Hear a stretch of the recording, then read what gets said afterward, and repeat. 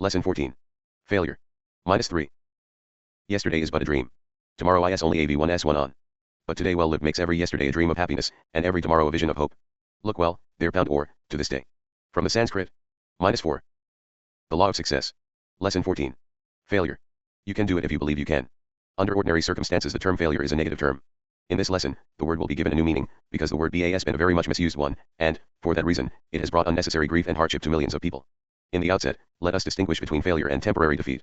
Let us see if that which is so often looked upon as failure is not, in reality, but temporary defeat. Moreover, let us see if this temporary defeat is not usually a blessing in disguise. For the reason that it brings us up with a jerk and redirects our energies along different and more desirable lines. In Lesson 9 of this course, we learned that strength grows out of resistance, and we shall learn. In this lesson, that sound character is usually the handiwork of reverses, and setbacks, and temporary defeat, which the uninformed part of the world calls failure. -5. Neither temporary defeat nor adversity amounts to failure in the mind of the person who looks upon it as a teacher that will teach some needed lesson. As a matter of fact, there is a great and lasting lesson in every reverse, and in every defeat, and, usually, it is a lesson that could be learned in no other way than through defeat. Defeat often talks to us in a dumb language that we do not understand. If this were not true, we would not make the same mistakes over and over again without profiting by the lessons that they might teach us. If it were not true, we would observe more closely the mistakes which other people make and profit by them. The main object of this lesson is to help the student understand and profit by this dumb language in which defeat talks to us.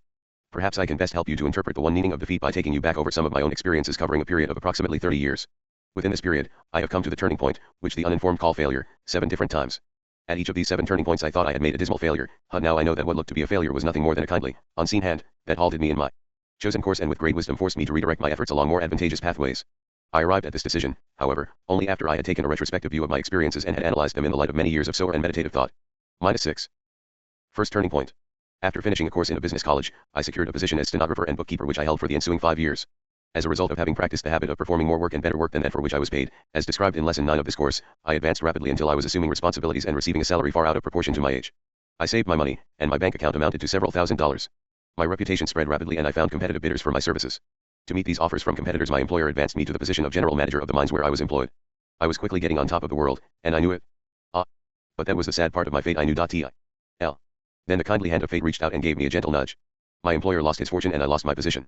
This was my first real defeat, and, even though it came about as a result of causes beyond my control, I should have learned a lesson from it, which, of course, I did, but not until many years later. Second turning point. My next position was that of sales manager for a large lumber manufacturing concern in the South. I knew nothing about lumber, and but little about sales.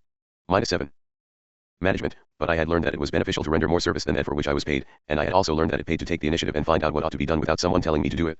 A good-sized bank account, plus a record of steady advancement in my previous position, gave me all the self-confidence I needed, with some to spare, perhaps.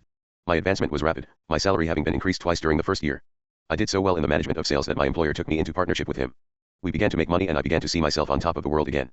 To stand on top of the world gives one a wonderful sensation, but it is a very dangerous place to stand, unless one stands very firmly, because the fall is so long and hard if one should stumble. I was succeeding by leaps and bounds. Up to that time it had never occurred to me that success could be measured in terms other than money and authority. Perhaps this was due to the fact that I had more money than I needed and more authority than I could manage safely at that age. Not only was I succeeding, from my viewpoint of success, but I knew I was engaged in the one and only business suited to my temperament. Nothing could have induced me to change into another line of endeavor. That is nothing except that which happened, which forced me to change. The unseen hand of fate allowed me to strut around under the influence of my own vanity until I had commenced to feel my importance. In the light of my more sober years, I now wonder if the unseen -8 hand does not purposely permit us foolish human beings to parade ourselves before our own minors of vanity until we come to see how vulgarly we are acting and become ashamed of ourselves. At any rate, I seemed to have a clear track ahead of me, there was plenty of coal in the bunker, there was water in the tank, my hand was on the throttle I opened it wide and sped along at a rapid pace. Alas! Fate awaited me just around the corner, with a stuffed club that was not stuffed with cotton. Of course I did not see the impending crash until it came. Mine was a sad story, but not unlike that which many another might tell if he would be frank with himself. Like a stroke of lightning out of a clear sky, the 1907 panic swept down upon me, and, overnight, it rendered me an enduring service by destroying my business and relieving me of every dollar that I possessed. This was my first serious defeat. I mistook it then for failure, but it was not, and before I complete this lesson I will tell you why it was not. Third turning point. It required the 1907 panic, and the defeat that it brought me, to divert and redirect my efforts from the lumber business to the study of law. Nothing on earth, except defeat, could have brought about this result. Thus, the third turning point of my life was ushered in on the wings of that which most people would call failure, which reminds me to state again that every defeat teaches a needed lesson to those who are ready and willing to be taught. -9. One of the greatest leaders who ever lived stated the secret of his leadership in 6 words, as follows: kindness is more powerful than compulsion. When I entered law school, it was with the firm belief that I would emerge doubly prepared to catch up with the end of the rainbow and claim my pot of gold, for I still had no other conception of success except that of money and power. I attended law school at night and worked as an automobile salesman during the day. My sales experience in the lumber business was turned to good advantage. I prospered rapidly, doing so well, still featuring the habit of performing more service and better service than that for which I was paid, that the opportunity came to enter the automobile manufacturing business. I saw the need for trained auto and mobile mechanics, therefore I opened an educational department in the manufacturing plant and began to train ordinary machinists in automobile assembling and repair work. The school prospered, paying me over $1,000 a month and net profits. Again I was beginning to near the end of the rainbow. Again I knew I had at last found my niche in the world's work, that nothing could swerve me from my course or divert my attention from the automobile business. My banker knew that I was prospering, therefore he loaned me money with which to expand. A peculiar trait of bankers, a trait which may be more or less developed in the remainder of us also, is that they will loan us money without any hesitation when we are prosperous. My banker loaned me money until I was hopelessly in his debt, then he took over my business as calmly as if it had belonged to him, which it did. From the station of a man of affairs who enjoyed -11. An income of more than $1,000 a month, I was suddenly reduced to poverty. Now, 20 years later, I thank the hand of fate for this forced change, but at that time I looked upon the change as nothing but failure. The rainbow's end had disappeared, and with it the proverbial pot of gold which is supposed to be found at its end. It was many years afterwards that I learned the truth that this temporary defeat was probably the greatest single blessing that ever came my way, because it forced me out of a business that in no way helped me to develop knowledge of self or of others, and directed my efforts into a channel which brought me a rich experience of which I was in need. For the first time in life I began to ask myself if it were not possible for one to find something of value other than money and power at the rainbow's end. This temporary questioning attitude did not amount to open rebellion, mind you, nor did I follow it far enough to get the answer. It merely came as a fleeting thought, as do so many other thoughts to which we pay no attention, and passed out of my mind. Had I known as much then as I now know about the law of compensation, and had I been able to interpret experiences as I can now interpret them, I would have recognized that event as a gentle nudge from the hand of fate. After putting up the hardest fight of my life, up to that time, I accepted my temporary defeat as failure and thus was ushered in my next and fourth turning point, which gave me an opportunity to put into use the knowledge of law that I had acquired. -12. Fourth turning point. Because I was my wife's husband and her people had influence, I secured the appointment as assistant to the chief counsel for one of the largest coal companies in the world. My salary was greatly out of proportion to those usually paid to beginners, and still further out of proportion to what I was worth, but pull was pull, and I was there just the same. It happened that what I lacked in legal skill I more than made up through the application of the principle of performing more service than that for which I was paid, and by taking the initiative and doing that which should have been done without being told to do it. I was holding my position without difficulty. I practically had a soft berth for life had I cared to keep it. Without consultation with my friends, and without warning, I resigned. This was the first turning point that was of my own selection. It was not forced upon me. I saw the old man fate coming and beat him to the door. When pressed for a reason for resigning, I gave what seemed to me to be a very sound one, but I had trouble convincing the family circle that I had acted wisely. I quit that position because the work was too easy and I was performing it with too little effort. I saw myself drifting into the habit of inertia. I felt myself becoming accustomed to taking life easily, and I knew that the next step would be retrogression. I had so many friends at court that there was no particular impelling urge that made it necessary for me to keep moving. I was among friends and relatives, and I had a position that I could keep as long as I wished it. -13.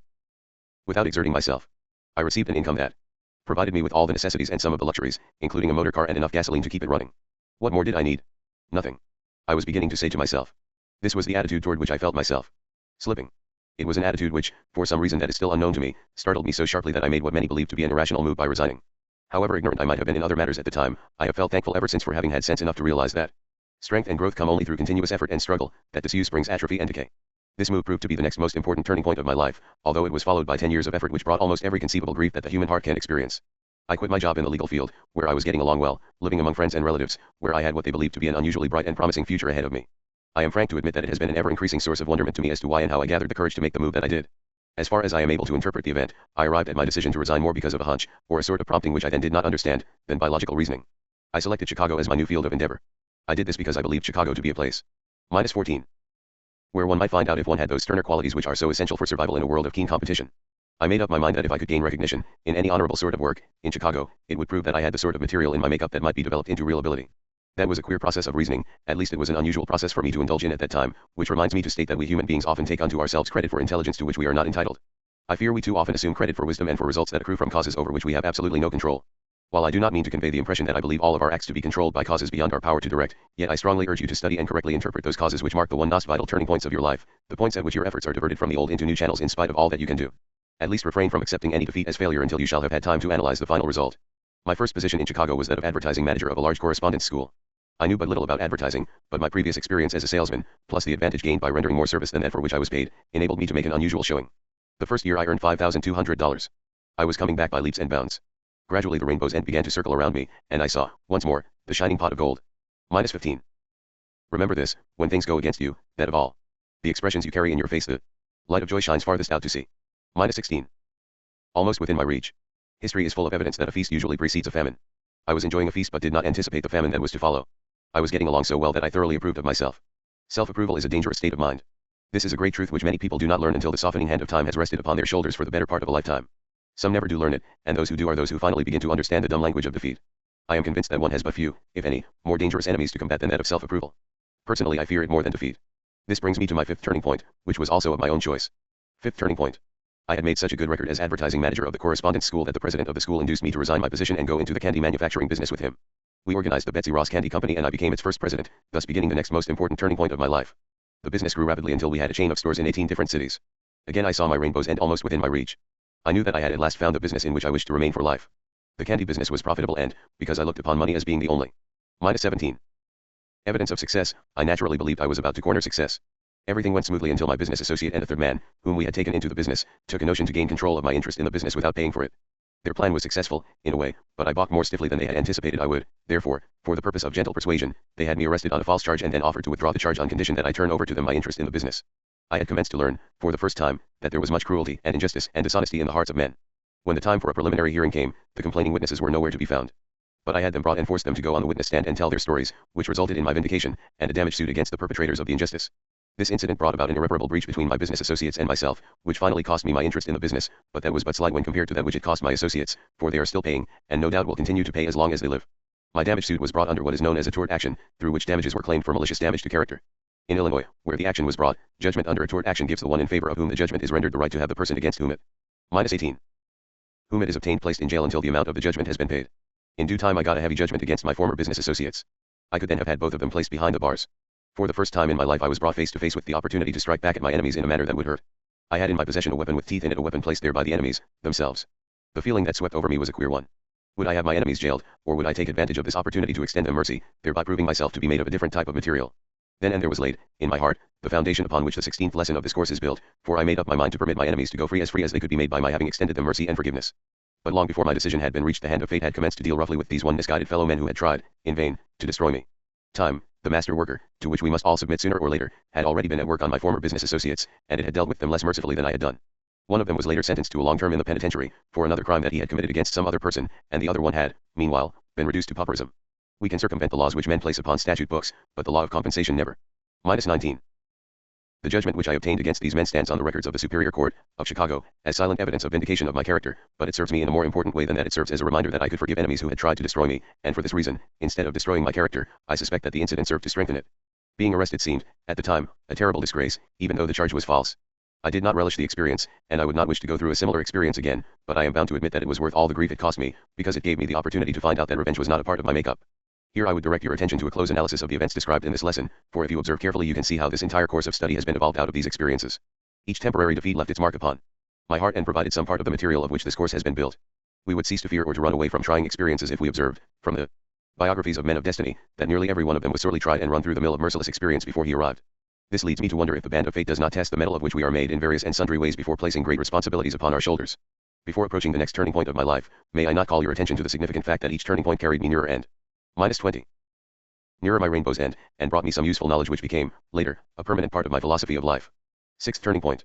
We come, now, to the turning point which probably brought me nearer the rainbow's end than any of the others had, because it placed me in a position where I found it necessary to bring into use all the knowledge I had acquired up to that time, concerning practically every subject with which I was acquainted, and gave me opportunity for self-expression and development such as rarely comes to a man so early in life. This turning point came shortly after my dreams of success in the candy business had been shattered, when I turned my efforts to teaching advertising and salesmanship as a department of one of the colleges of the Middle West. Some wise philosopher has said that we never learn very much about a given subject until we commence teaching it to others. My first experience as a teacher proved this to be true. My school prospered from the very beginning. I had a resident class and also a correspondence school through which I was teaching students in nearly every English-speaking country. Despite the ravages of war, the school was growing rapidly and I again saw the end of the rainbow with insight. Then came the second military draft which practically destroyed my school, as it caught most of those who were enrolled as students. At one stroke I charged off more than $75,000 in tuition fees and -21. It is far better to be associated with a few who are right than with the N10B which is wrong, because right is always the winner in the end. -22. At the same time contributed my own service to my country. Once more I was penniless. Unfortunate is the person who has never had the thrill of being penniless at one time or another, for, as Edward Bach has truthfully stated, poverty is the richest experience that can come to a man, an experience which, however, he advises one to get away from as quickly as possible. Again I was forced to redirect my efforts, but, before I proceed to describe the next and last important turning point, I wish to call your attention to the fact that no single event described up to this point is, within itself, of any practical significance. The 6 turning points that I have briefly described meant nothing to me, taken singly, and they will mean nothing to you if analyzed singly. But take these events collectively and they form a very significant foundation for the next turning point, and constitute reliable evidence that we human beings are constantly undergoing evolutionary changes as a result of the experiences of life with which we meet, even though no single experience may seem to convey a definite, usable lesson. I feel impelled to dwell at length on the point which I am here trying to make clear, because I have now reached the point in my career at which men go down in permanent defeat or rise, with renewed energies, to heights of attainment of stupendous proportions, according to the manner in which they interpret their past experiences and use those experiences as the basis of working plans. If my story stopped here it would be of no value to you, but there. -23. is another and a more significant chapter yet to be written, covering the seventh and most important of all the turning points of my life. It must have been obvious to you, all through my description of the 6 turning points already outlined, that I had not really found my place in the world. It must have been obvious to you that most, if not all, of my temporary defeats were due mainly to the fact that I had not yet discovered the work into which I could throw my heart and soul. Finding the work for which one is best fitted and which one likes best is very much like finding the one person whom one loves best. There is no rule by which to make the search, but when the right niche is contacted one immediately recognizes it. 7th turning point. Before I finish I will describe the collective lessons that I learned from each of the 7 turning points of my life, but first let me describe the 7th and last of these turning points. To do so, I must go back to that eventful day November 11, 1918. That was Armistice Day, as everyone knows. The war bad left me without a penny, as I have already stated, but I was happy to know that the slaughter had ceased and reason was about to reclaim civilization once more. As I stood in front of my office window and looked out at the howling mob that was celebrating the end of the war, my mind went back into my yesterdays, especially to that eventful day when that -24 kind old gentleman laid his band on my shoulder and told me that if I would acquire an education I could make my mark in the world. I had been acquiring that education without knowing it. Over a period of more than 20 years I had been going to school in the University of Hard Knocks, as you must have observed from my description of the various turning points of my life. As I stood in front of that window my entire past, with its bitter and its sweet, its UPS and its downs, passed before me in review. The time had come for another turning point. I sat down to my typewriter and, to my astonishment, my hands began to play a regular tune upon the keyboard. I had never written so rapidly or so easily before. I did not plan or think about that which I was writing, I just wrote that which came into my mind. Unconsciously, I was laying the foundation for the most important turning point of my life, for, when I had finished, I had prepared a document through which I financed a national magazine that gave me contact with people throughout the English-speaking world. So greatly did that document influence my own career, and the lives of tens of thousands of other people, that I believe it will be of interest to the students of this course. Therefore, I am reproducing it, just as it appeared in Hill's Golden Rule magazine, where it was first published, as follows. A personal visit with your editor. I am writing on Monday, November 11th, 1918. Today will go down in history as the greatest holiday. On the street, just outside of my office window. -25. The surging crowds of people are celebrating the downfall of an influence that has menaced civilization for the past 4 years. The war is over. Soon our boys will be coming back home from the battlefields of France. The lord and master of brute force is nothing but a shadowy ghost of the past. 2,000 years ago the son of man was an outcast, with no place of abode. Now the situation has been reversed and the devil has no place to lay his head. Let each of us take unto himself the great lesson that this world war has taught, namely, only that which is based upon justice and mercy toward all the weak and the strong, the rich and the poor, alike can survive. All else must pass on.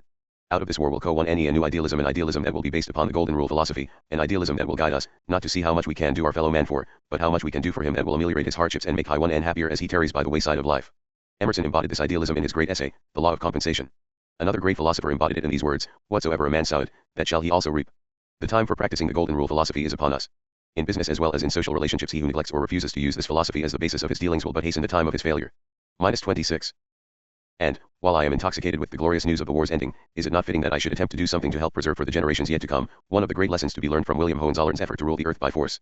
I can best do this by going back 22 years for my beginning. Come with me, won't you?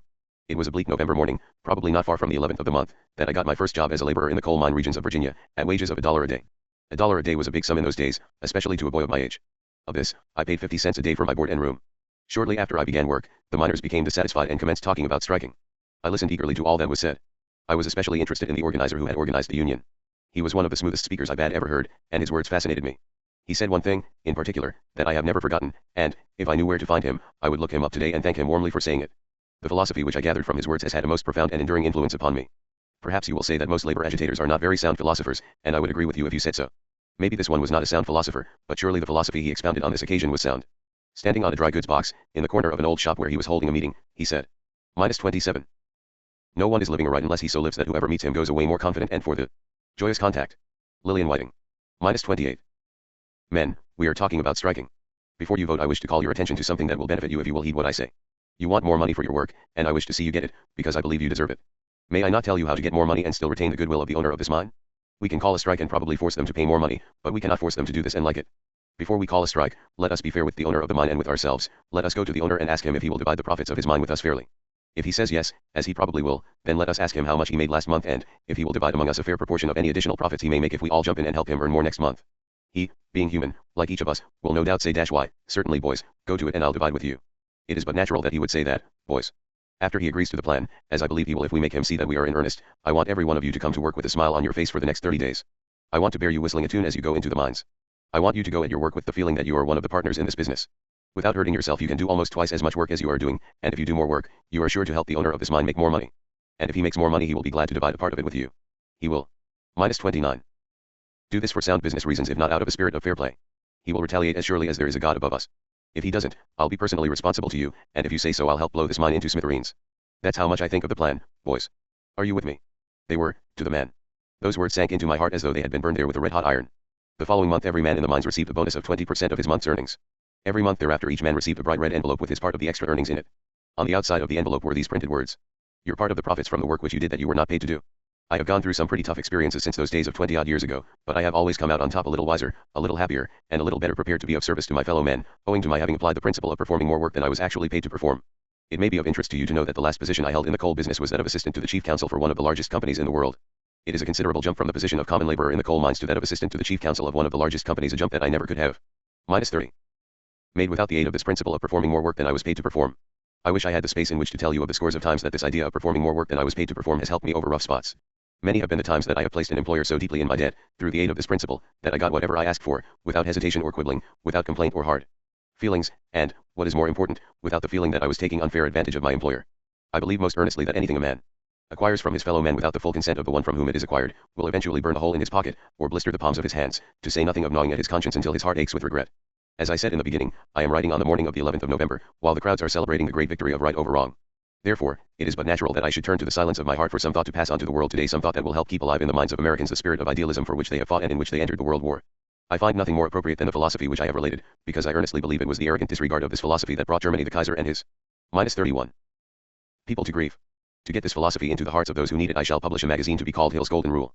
It takes money to publish national magazines, and I haven't very much of it at this writing, but before another month shall have passed, through the aid of the philosophy that I have tried to emphasize here, I shall find someone who will supply the necessary money and make it possible for me to pass on to the world the simple philosophy that lifted me out of the dirty coal mines and gave me a place where I can be of service to humanity. The philosophy which will raise you, my dear reader, whoever you may be and whatever you may be doing, into whatever position in life you may make up your mind to attain. Every person has, or ought to have, the inherent desire to own something of monetary value. In at least a vague sort of way, every person who works for others, and this includes practically all of us, looks forward to the time when he will have some sort of a business or a profession of his own. The best way to realize that ambition is to perform more work than one is paid to perform. You can get along with but little schooling, you can get along with but little capital, you can overcome almost any obstacle with which you are confronted, if you are honestly and earnestly willing to do the best work of which you are capable, regardless of the amount of money you receive for it. Note, it is the afternoon of November the 21st, just 10 days since I wrote the foregoing. -32. Editorial. I have just read it to George B. Williams, of Chicago, a man who came up from the bottom through the aid of the philosophy of which I have written, and he has made the publication of Hill's Golden Rule magazine possible. It was in this somewhat dramatic manner that a desire which had lain dormant in my mind for nearly 20 years became translated into reality. During all that time I had wanted to become the editor of a newspaper. Back more than 30 years ago, when I was a very small boy, I used to kick the press for my father when he was publishing a small weekly newspaper, and I grew to love the smell of printer's ink. Perhaps this desire was subconsciously gaining momentum all those years of preparation, while I was going through the experiences outlined in the turning points of my life, until it had finally to burst forth in terms of action, or it may be that there was another plan, over which I had no control, that urged me on and on, never giving me any rest in any other line of work, until I began the publication of my first magazine. That point can be passed for the moment. The important thing to which I would direct your attention is the fact that I found my proper niche in the world's work and I was very happy over it. Strangely enough, I entered upon this work with never a thought of looking for either the end of the rainbow or the proverbial pot of gold which is supposed to be found at its end. For the first time in my life, I seemed to realize, beyond room for doubt. -33. To give pleasure to a single heart by a single kind act is better than 1,000 head bowings. One end prayer. Sadi. -34. That there was something else to be sought in life that was worth more than gold, therefore, I went at my editorial work with but one main thought in mind and I pause while you ponder over this thought. And that thought was to render the world the best service of which I was capable, whether my efforts brought me a penny in return or not.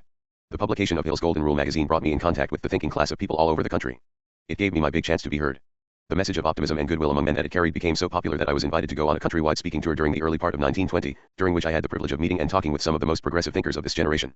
Contact with these people went a very long way toward giving me the courage to keep on doing the good work that I had started.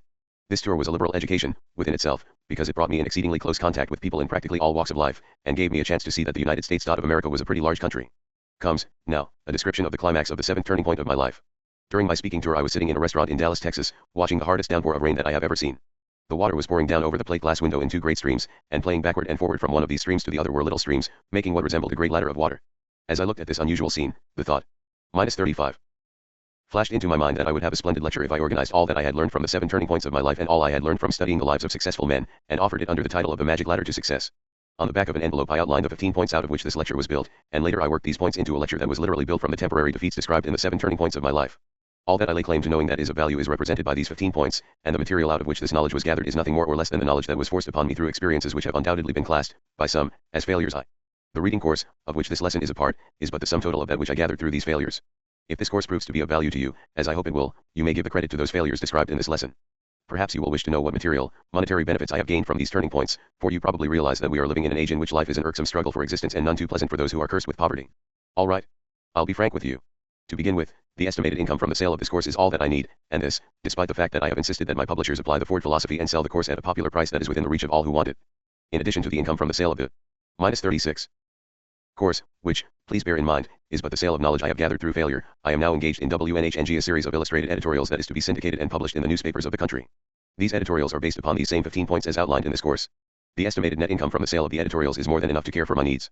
In addition to this, I am now engaged in collaboration with a group of scientists, psychologists, and businessmen, in writing a postgraduate course which will soon be available to all students who have mastered this more elementary course, covering not only the 15 laws here outlined, from a more advanced viewpoint, but including still other laws which have but recently been discovered. I have mentioned these facts only because I know what a common thing it is for all of us to measure success in terms of dollars, and to refuse, as unsound, all philosophy that does not foot up a good bank balance. Practically all the past years of my life I have been poor, exceedingly poor as far as bank balances were concerned.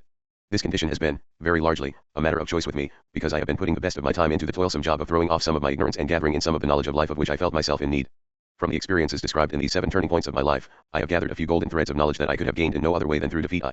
My own experiences have led me to believe that. -37. The dumb language of defeat is the plainest and most effective language in the world, once one begins to understand it. I am almost tempted to say that I believe it to be the universal language in which nature cries out to us when we will listen to no other language. I am glad that I have experienced much defeat. It has had the effect of tempering me with the courage to undertake tasks that I would never have begun had I been surrounded by protecting influences. Defeat is a destructive force only when it is accepted as failure. When accepted as teaching some needed lesson, it is always a blessing. I used to hate my enemies. That was before I learned how well they were serving me by keeping me everlastingly on the alert lest some weak spot in my character provide an opening through which they might damage me. In view of what I have learned of the value of enemies, if I had none I would feel it my duty to create a few. They would discover my defects and point them out to me, whereas my friends, if they saw my weaknesses at all, would say nothing about them. Of all Joaquin Miller's poems none expressed a nobler thought than did this one. All honor to him who shall win a prize, the world has cried for 1,000 years, but to him who tries, and who fails, and dies, I give great honor, and glory, and tears. Give glory and honor and pitiful tears to all who fail in their deeds sublime, their ghosts are many in the van of years, they were born with time, in advance of time. -38. Oh, great is the him who wins a name, but greater many, and many a time, some pale-faced fellow who dies in shame and lets God finish the thought sublime. And great is the man with the sword undrawn, and good is the man who refrains from wine, but the man who fails and yet still fights on, he is the twin brother of mine. There can be no failure for the man who still fights on. A man has never failed until he accepts temporary defeat as failure. There is a wide difference between temporary defeat and failure, a difference I have tried to emphasize throughout this lesson. In her poem entitled When Nature Wants a Man, Angela Morgan expressed a great truth in support of the theory set out in this lesson, that adversity and defeat are generally blessings in disguise. When nature wants to drill a man, and thrill a man, and skill a man. When nature wants to mold a man to play the noblest part, when she yearns with all her heart to create so great and bold a man that all the world shall praise, watch her method, watch her ways. How she ruthlessly perfects whom she royally elects, how she hammers him and hurts him, and with mighty blows converts him. -39. If we could read the secret history of our NM.IES, we should find in each M.N's life sorrow and suffering enough to disarm all hostility. Longfellow. -40.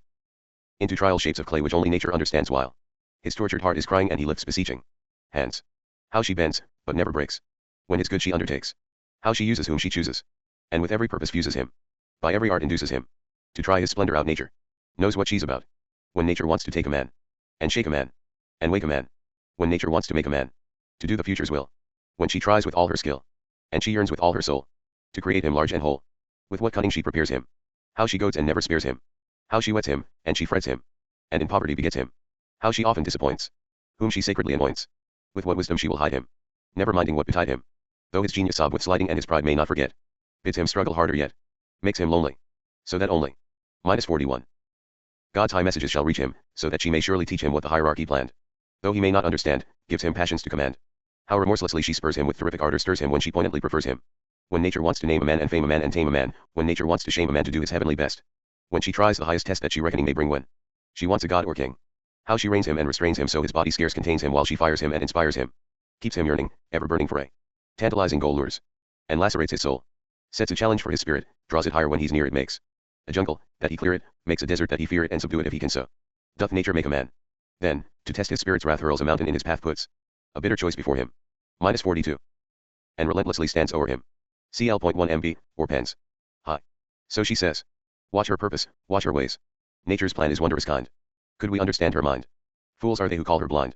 When his feet are torn and bleeding, yet his spirit mounts unheeding. All his higher powers speeding, blazing newer paths and fine. When the force that is divine leaps to challenge every failure, and his ardor still is sweet, and love and hope are burning in the presence of defeat. Lo, the crisis. Lo, the shout that must call the leader out. When the people need salvation, doth he come to lead the nation. Then doth nature show her plan. When the world has found a man. Asterisk. I am convinced that failure is nature's plan through which she hurdle jumps men of destiny and prepares them to do their work. Failure is nature's great crumble in which she burns the dross from the human heart and so purifies the metal of the man that it can stand the test of hard usage. I have found evidence to support this theory in the study of the records of scores of great men, from Socrates and Christ on down the centuries to the well Asterisk from forward, March P. The John Lane Company. -43. Known men of achievement of our modern times. The success of each man seemed to be in almost exact ratio to the extent of the obstacles and difficulties he had to surmount.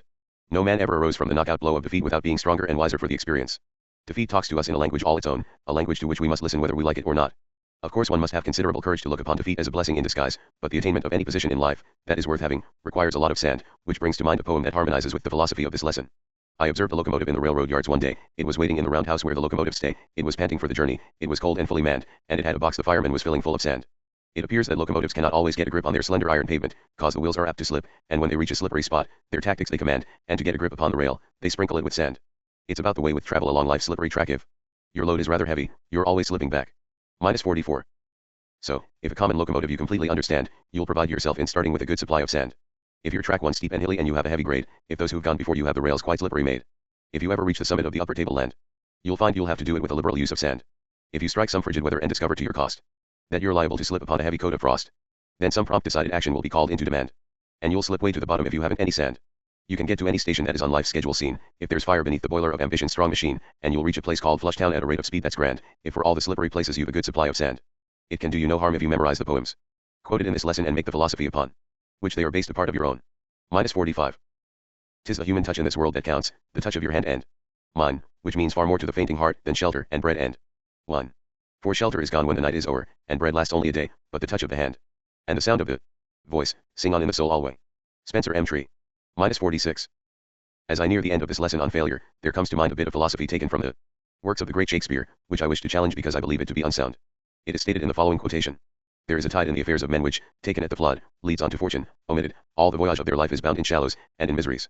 On such a full sea are we now afloat, and we must take the current when it serves, or lose our ventures. Fear and admission of failure are the ties which cause us to be bound in shallows, and in miseries. We can break these ties and throw them off. Nay, we can turn them to advantage and make them serve as a tow line with which to pull ourselves ashore if we observe and profit by the lessons they teach. Who ne'er has suffered, he has lived but half. Who never failed, he never strove or sought. Who never wept is stranger to a laugh. And he who never doubted never thought. As I near the end of this, my favorite lesson of this course, I close my eyes for a moment and see before me a great army of men and women whose faces show the lines of care and despair. Some are in rags, having reached the last stage of that long, long trail which men call failure. Others are in better circumstances, but the fear of starvation shows plainly on their faces, the smile of courage has left their lips, and they, too, seem to have given up the battle. The scene shifts. I look again and I am carried backward into the history of man's struggle for a place in the sun, and there I see, also, the failures of the past, failures that have meant more to the human race than all the so-called successes recorded in the history of the world. I see the homely face of Socrates as he stood at the very end of that trail called failure, waiting, with upturned eyes, through those moments which must have seemed like an eternity, just before he drank the cup of hemlock that was forced upon him by his tormentors. I see, also, Christopher Columbus, a prisoner in chains, which was the tribute paid him for his sacrifice in having set sail on an unknown and uncharted sea, to discover an unknown continent. I see, also, the face of Thomas Paine, the man whom the English sought to capture and put to death as the real instigator of the American Revolution.